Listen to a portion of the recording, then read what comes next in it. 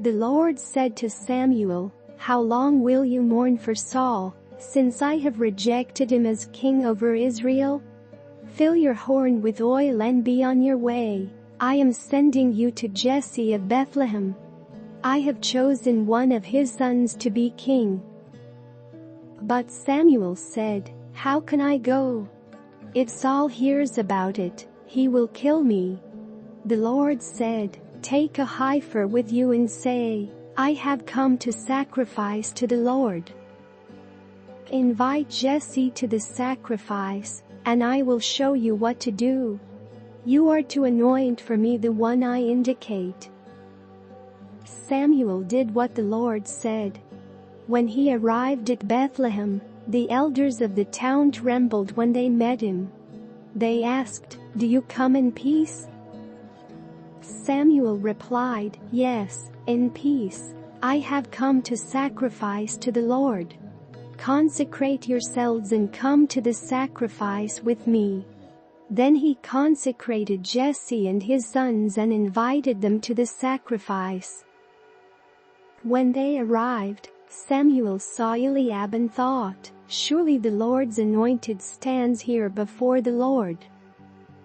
But the Lord said to Samuel, "Do not consider his appearance or his height, for I have rejected him." The Lord does not look at the things people look at. People look at the outward appearance, but the Lord looks at the heart. Then Jesse called Abinadab and had him pass in front of Samuel.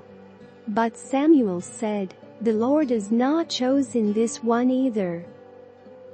Jesse then had Shammah pass by, but Samuel said, "Nor has the Lord chosen this one."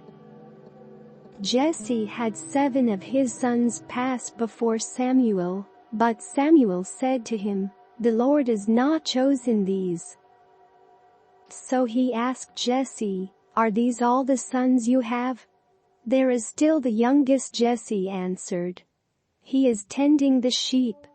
Samuel said, "Send for him. We will not sit down until he arrives." So he sent for him and had him brought in. He was glowing with health and had a fine appearance and handsome features. Then the Lord said, "Rise and anoint him. This is the one."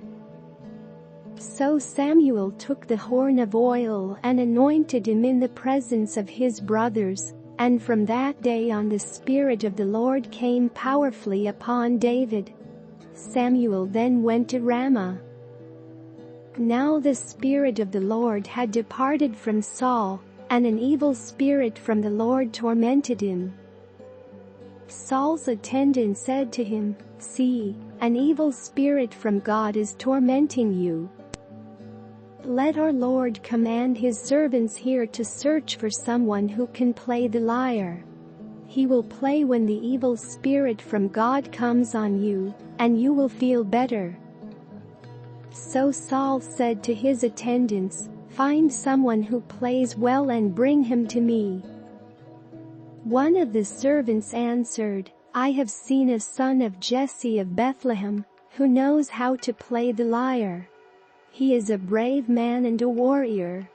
He speaks well and is a fine-looking man. And the Lord is with him." Then Saul sent messengers to Jesse and said, "Send me your son David, who is with the sheep." So Jesse took a donkey loaded with bread, a skin of wine and a young goat, and sent them with his son David to Saul. David came to Saul and entered his service. Saul liked him very much, and David became one of his armor-bearers.